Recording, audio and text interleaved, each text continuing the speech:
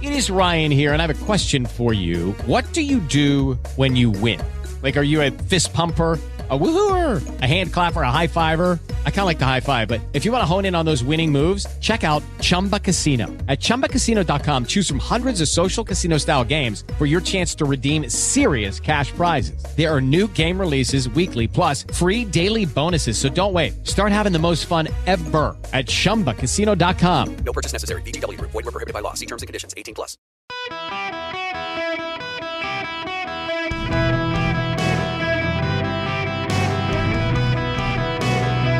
Welcome to the Eric Erickson Show podcast, Hour 1. It's Open Line Friday. Welcome. It is Eric Erickson here, and you can call in about things you're interested in today. 877-973-7425 is the phone number. Glad to talk to you guys. Yes, we got to start with Groundhog Day. Before I do, you will note we will not be doing any commemorations, any mournings of the dead and the like for January 6th. It was an incident that happened 2 years ago. The only people who can't move on are the ones who think it helps them politically. So it's not 9/11 or anything like that. I got to play you commentary out of the gate from David Axelrod on CNN talking about Kevin McCarthy. There's a deal that is shaping up, and it's a very good deal.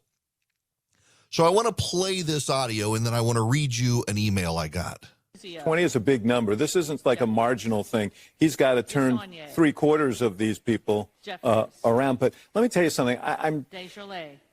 Jake said that he's made a cornucopia of concessions. He's surrendered. I mean, the truth of the matter is, whether the 20 want to accept it or not, they've won. They've won. Either McCarthy becomes a neutered, powerless speaker who has a sword of Damocles over his head that could fall at any time because anybody in that body could call to vacate the chair, or someone else becomes speaker. But they have won this. I mean, the only thing that's left is for, one of them to drive out with McCarthy's car and another one to wear his coat. And I mean, he's given everything away. But Axe, do you think if you give in to these, if McCarthy gives in here, right, to these folks, whoever's next is going to experience the exact same scenario? My concern is not for the Republican Party. My concern is for the country. Right. Well, I think this is going to be, this is a precursor of an awful couple of years. Yeah. Okay. Now I want to read you an email I got yesterday. This is from Ted. Ted lives in Texas. He listens to my show over in Texas, lives outside of Austin. And he writes, Mr. Erickson, I am a lifelong conservative Republican, and I have enjoyed listening to your show via podcasts most days for the last several years. I found your commentary to be consistently insightful and interesting. However, your recent commentary supporting the 20 plus or minus crazy, mostly creepy buffoons and hostage takers in the House is beyond the pale for me. These people are a disgrace and doing more serious damage to the conservative and Republican brand. Say what you will about Kevin McCarthy. At least he is not a carnival barking and nutty embarrassment like many of the members of this group. Unfortunately, Chip Roy, whom I previously respected, is my congressman. I wish you well, but I will never, ever again listen to your show. I don't want to give away Ted's last name. Lives over in Texas. There are carnival barkers. Matt Gaetz is pathetic. I don't care for the guy. He nominated Donald Trump yesterday. It was a grandstanding stunt. But Marjorie Taylor Greene is on Ted's side. You want to talk about a carnival barking nutty embarrassment? Marjorie Taylor Greene is on Ted's side. Here's what I want you to understand. Why I wanted to play the Kevin McCarthy or the David Axelrod soundbite first. Kevin McCarthy is right now, at this very minute, structuring a deal with Congressman Chip Roy from Texas. That deal would be the greatest deal for small government in a very long time in Congress. One of the major components of the deal would be to stop legislating by crisis. So Ted may not like Chip Roy anymore, but without Chip Roy fighting on this point and making this his stand, Ted would continue to see government governed by crisis. Until about 15 years ago, we did not careen from debt ceiling showdown to government showdown. We didn't careen back and forth from crisis. Congress appropriated the 12 appropriations bills. They passed them. Occasionally, they had to do continuing resolutions for one or two until they could get the rest done. But they didn't just do continuing resolution to continuing resolution. We have not actually passed a budget as a country since George Bush was president of the United States. We've done continuing resolutions where they take the existing framework and they continue it, making tweaks here and there to get forward. And what happens is they wait until the very end. They wait until the government is about to be shut down or the debt ceiling is about to cause us to default, and then they rush through a multi-thousand-page piece of legislation no one gets a chance to see. It's filled with pork barrel politics at its finest. It's rushed through on the whims of leadership, and if you dare try to stop it, you're accused of wanting to shut down the government or cause a national default on our debt. This is Chip Roy's fighting point. This is what Chip Roy is fighting for. Yes, are there carnival barkers and nut jobs on his side? Absolutely. I would say Matt Gaetz is one of them. But most of them actually want something, and they want something very specific. They want to stop governing by crisis. Kevin McCarthy, for all of you who say Kevin McCarthy is somehow a conservative, just because he has an R next to his name, the man's from California. He's an opportunist. He's not a conservative. And Kevin McCarthy came up with the idea of governing by crisis. And you can see how he implemented it in his rush to be speaker. He waited until the last minute and went to the floor and demanded they all support him, or else it would be some sort of embarrassment. And they had enough and they refused. I get all of these people who say, why did they wait? Why couldn't they have done this? Why couldn't they have done it? They've had too much. No. Kevin McCarthy has had 2 months to sit down with them and hammer out a deal. Kevin McCarthy's the one who refused. They did not refuse. These 20 members of Congress, they did not refuse. It's one of the things you're not hearing about. They did not refuse to sit with Kevin McCarthy. Kevin McCarthy refused to sit with them because Kevin McCarthy concluded if he got all the way to the floor of the House of Representatives, they would be forced to vote with him or risk the mob coming for them and bullying them. And they chose to be bullied and ignore the bullying, and Kevin McCarthy failed again. This is his pattern of governance. It has been his pattern of governance since he became a member of the Republican leadership in the House. They wait until the crisis is upon them and then demand everyone act in the same way or else. Well, this time, those 20 conservatives said, we'll take the or else and see what happens. Kevin McCarthy hasn't even made a case for himself. He's made no case of why he should be leader other than it's his time. And if you want an idea of where this is heading, he's giving away everything just for the title. And this gets to the lament of people on television like David Axelrod, the people on Fox News, that Kevin McCarthy is giving away every bit of the power of the speaker's seat just so he can have the seat. What good is the kingdom if the kingdom is controlled by others? What good is the power if the power is not actually yours? He just wants the title, and that is the problem and why he shouldn't have it. And he might get it by cutting the deal. I haven't talked to Chip because I don't want him to get in trouble if I say something and have them blame it on him. But my sense is if he gets this deal, he would vote for McCarthy because he wants a better Congress. So for Ted out in Texas, who thinks Chip Roy has lost his respect, if this deal goes through as press reports say it is, Ted and his children and his children's children will benefit by what Chip Roy has done. You will benefit by what Chip Roy has done. He will force Congress now with guarantees for enforcement to actually do their appropriations bills instead of waiting for the crisis to come. Not only that, but the conservatives will get seats on the House Rules Committee. Now, those of you who don't understand this, let me explain. The House Rules Committee decides what legislation actually goes to the floor of the House and the rules by which it is debated. You put conservatives on the House Rules Committee, and suddenly you have to allow people to amend the appropriations bills. Suddenly, bad partisan legislation is blocked. Suddenly, earmarks that are slipped in, even though they're technically banned, they die.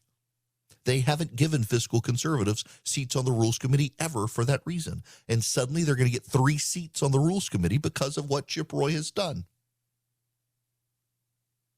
Some of you are tired of the process, I understand. I personally am fascinated by it as a student of history. This is now the longest vote series for a Speaker of the House since before the Civil War.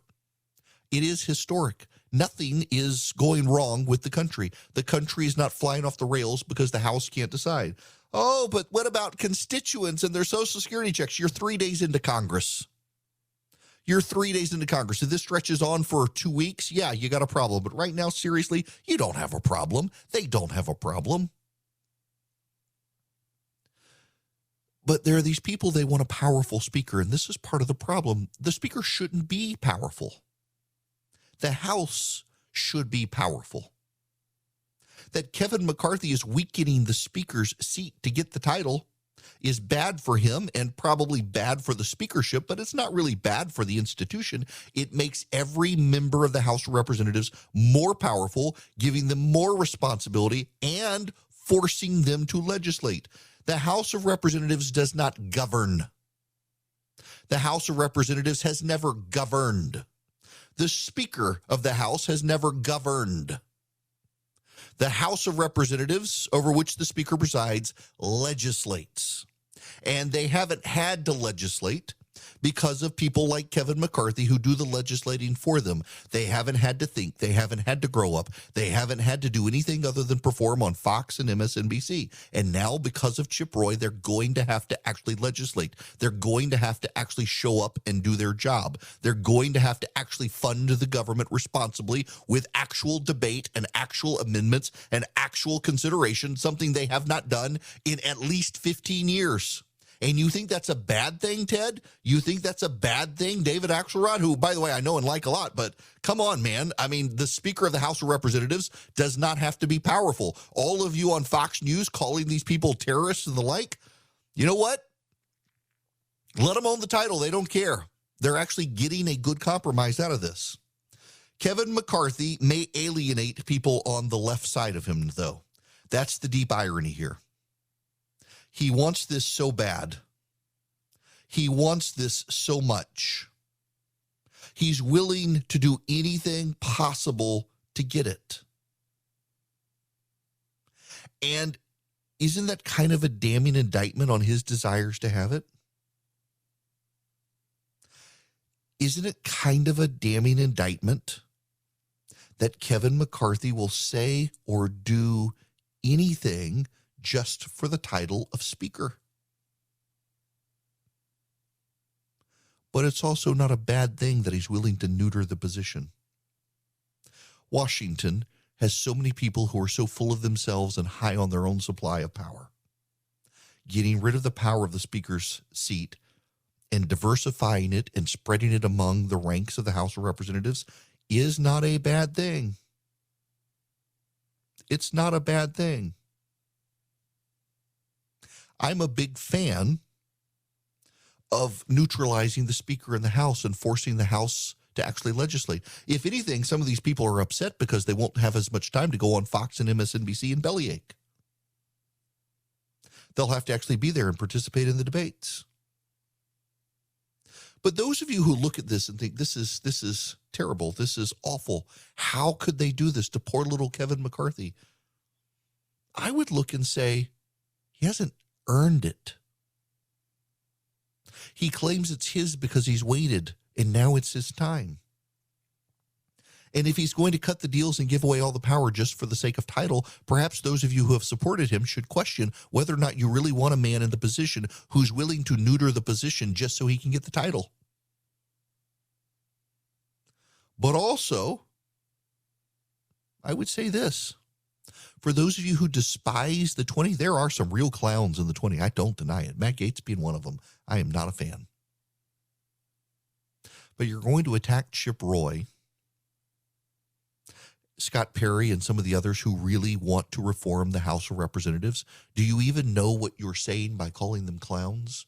They are tired of a status quo that careens from crisis to crisis, waiting for the crisis to come before they act, when they know there are events on the horizon, budgetary issues on the horizon, and they need to be budgeted for, they need to be legislated for, and Congress doesn't do it until the crisis comes, and then Congress says, help me, Mr. Speaker, help me, provide me the legislation so that I don't have to do my job.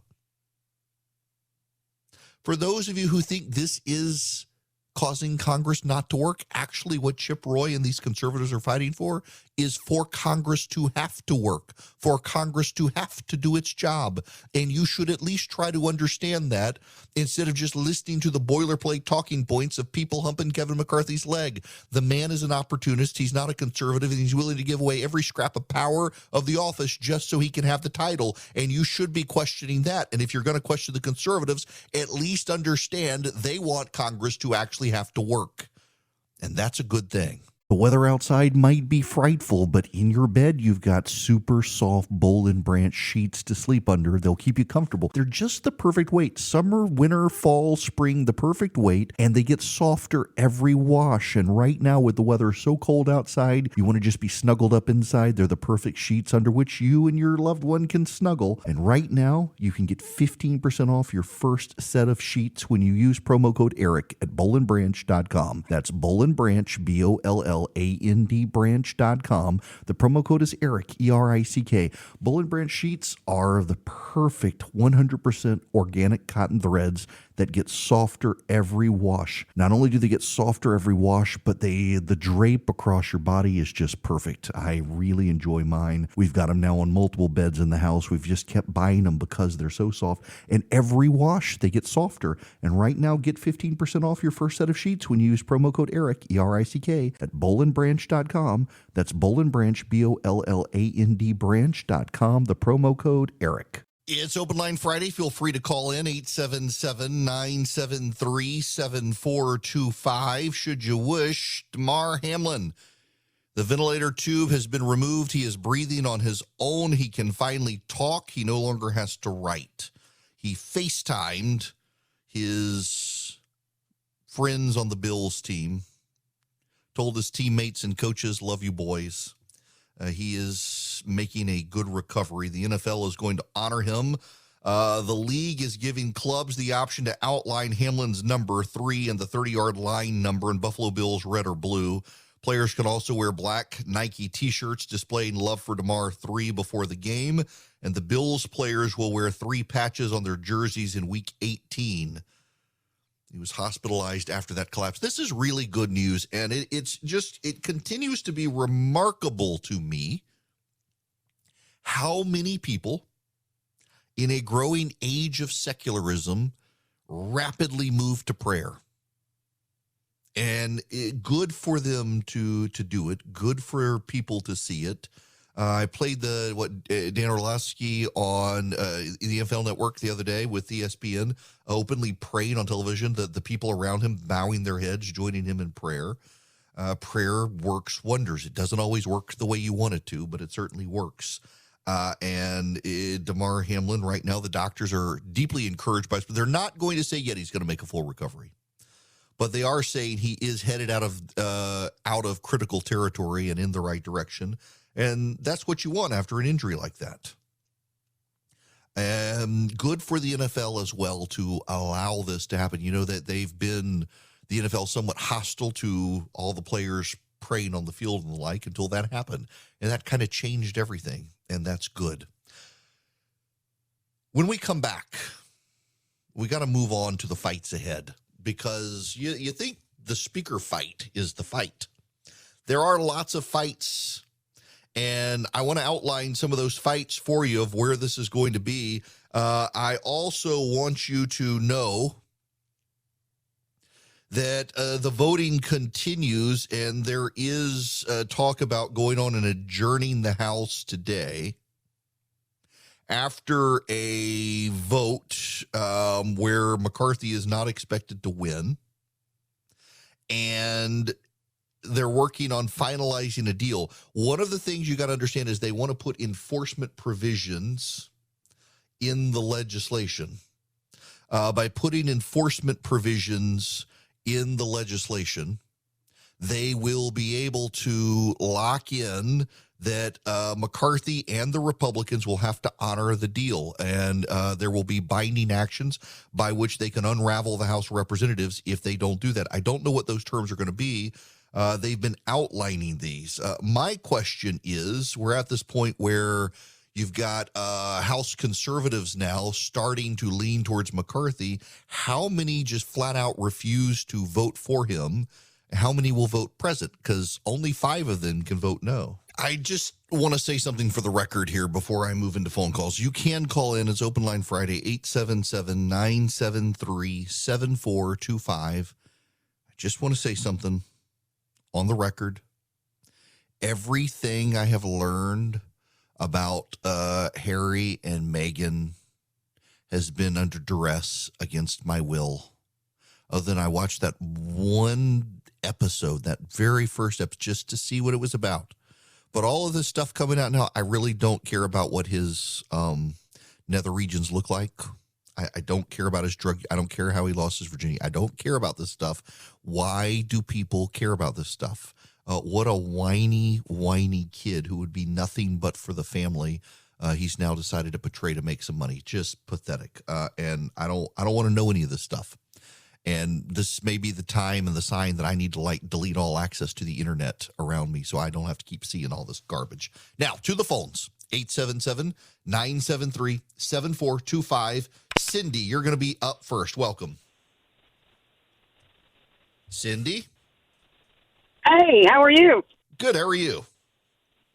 I'm fine. I wanted to tell you that I broke my radio fast just to find out what you thought about what was happening in Congress. And I was so glad I did, because you are exactly right. That guy that wrote you an email, he's stupid.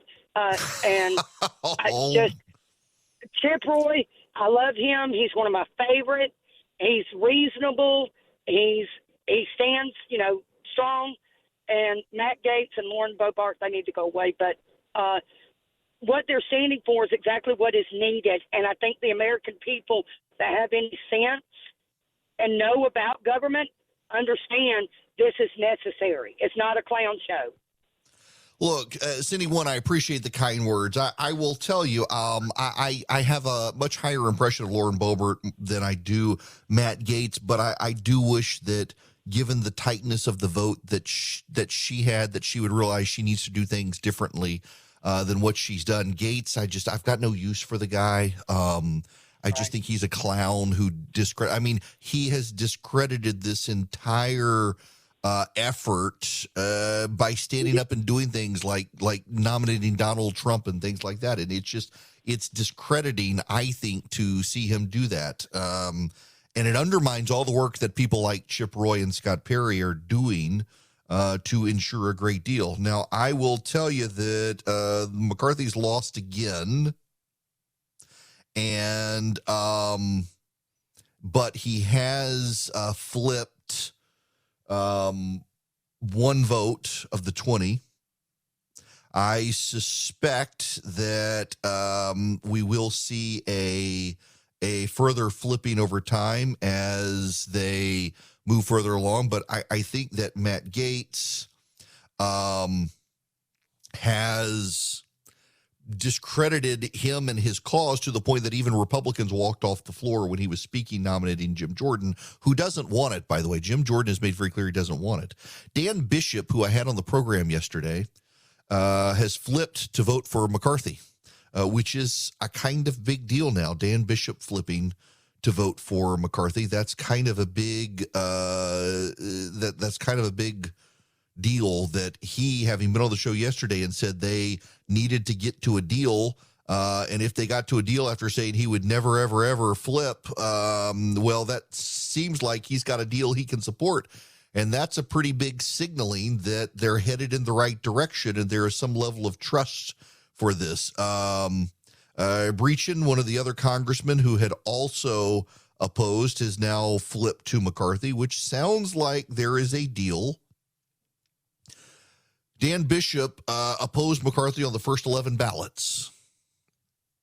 So progress. Now, want to move on. We'll keep an eye on this vote as it goes forward.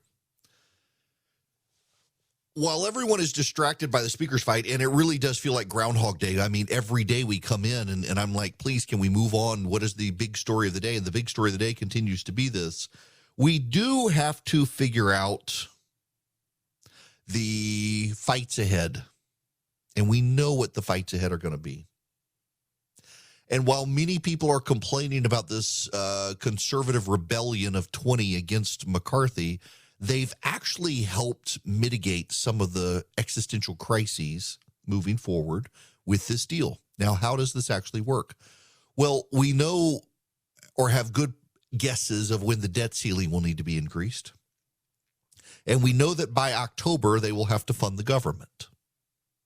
So with those on the calendar now and the House Republicans agreeing to a rule that they will actually vote on the 12 appropriations measures and they will prioritize structuring and passing the appropriations measures above all other things, that prevents those crises from building as much as they would.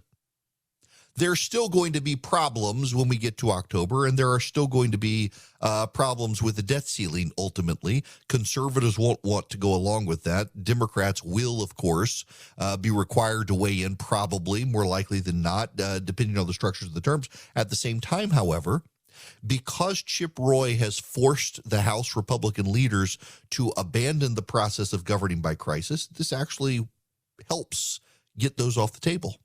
It frees up time for the other crises. One of the crises will be Ukraine.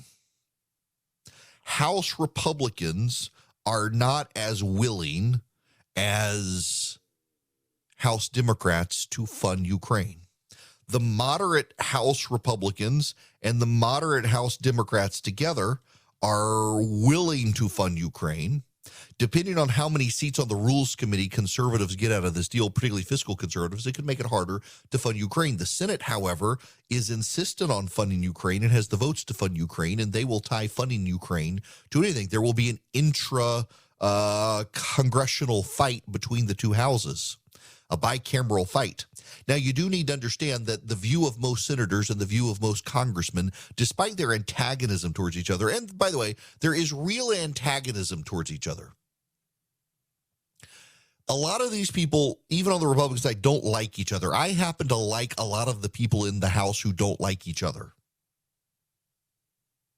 It always puts me in an awkward position.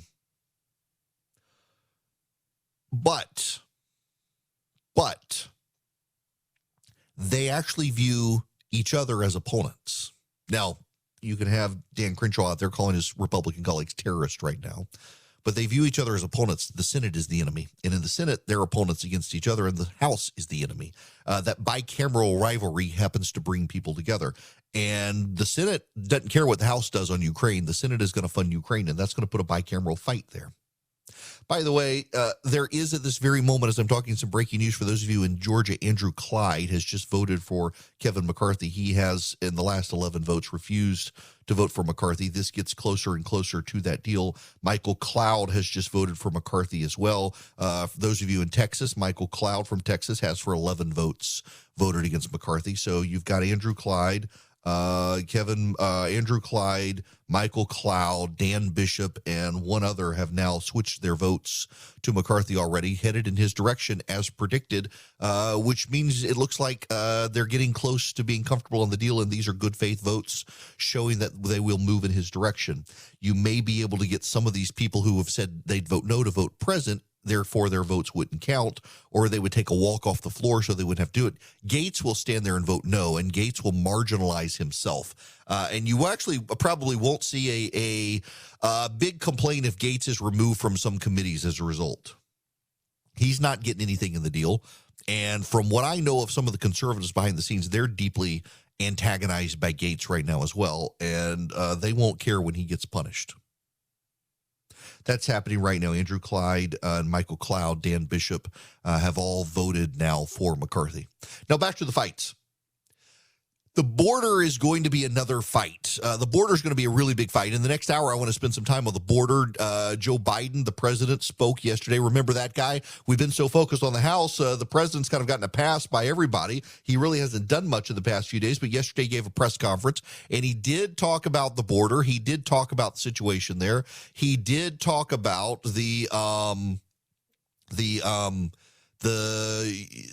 Supreme Court pausing repeal of Title 42, but I don't think he really has a firm grasp on it. Here's Joe Biden. The Vice President, I'd like to talk to you about how my administration is dealing with our situation on the southwest border. The southwest border. Notice how he's framing that. It's very interesting. The southwest border, as opposed to just the southern border or the border, it's the southwest border. Very particular terminology used there that is deliberate, and suggests he views this as just a small problem on the southwest border of the country, not our entire southern border. Meanwhile, while this is happening, the drug cartels in Mexico have escalated a fight with the Mexican military. They've been firing 50 caliber weapons at airplanes. Now, for perspective, I actually know some. Philip and I know something about this. We do. So when I go to Las Vegas, there's a group, you can Google them, Bullets and Burgers, or Burgers and Bullets. They have a gun range. Not only do they have a gun range, they have a monster track, and they'll ride you around in one of the monster trucks. But if you ever go out to Las Vegas with your family and you want to do something fun with the family, you can go to Bullets and Burgers and you can shoot machine guns in the desert. And not just machine guns, they have different weapons for you to play around with. And one of the guns you get to shoot is a Barrett 50 caliber weapon. Now, here's what they tell us about this weapon when we go out there. You have to be at least 50 miles from an airport in order to fire the Barrett. Not only that, you have to be approved in your pattern of firing, because as they showed us, there's a town 4 miles from the gun range. And if they aim the gun too high, the bullets could land in that town 4 miles away. It's so powerful. So they have it calibrated so that you can fire it and feel it, but it's calibrated so it doesn't go higher than a bunker that it's built into. When we want to, they allow you to shoot it at targets that are filled with tannerite, and so they explode on impact. It's really a lot of fun. It really is.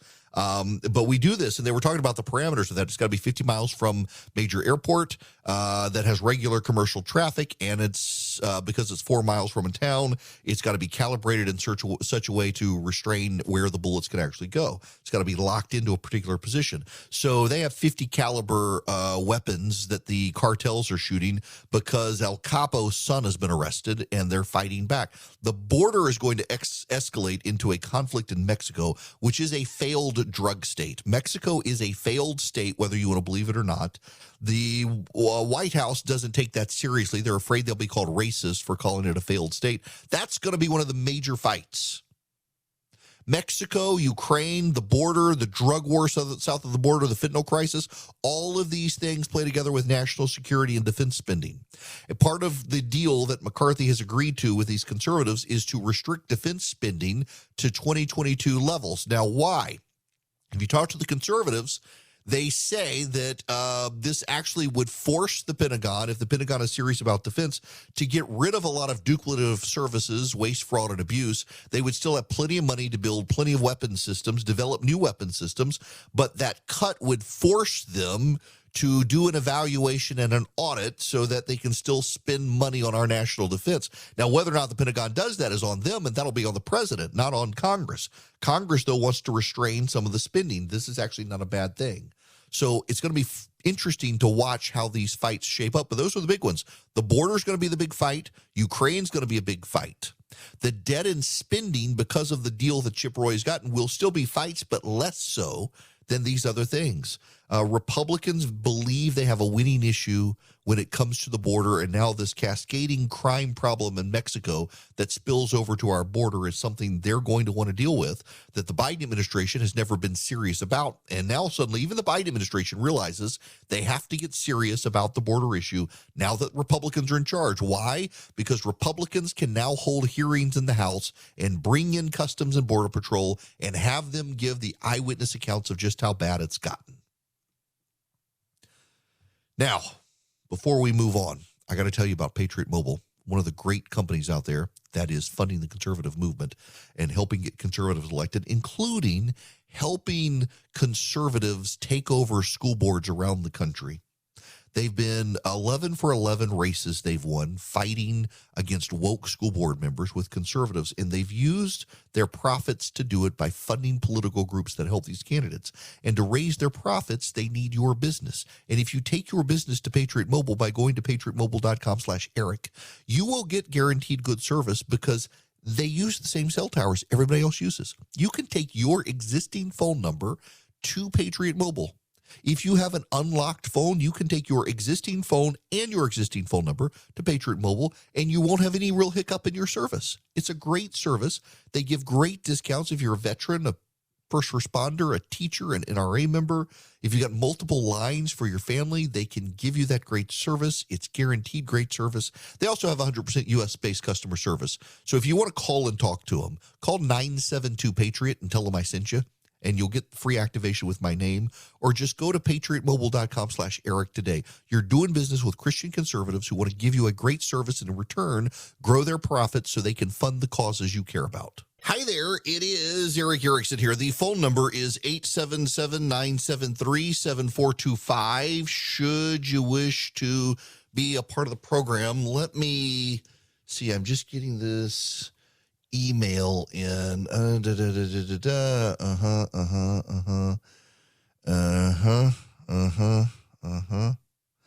Yep. Okay. So, email correspondent who is in Mexico right now, actually listening on the live stream down in Mexico. So, you're the one, aren't you?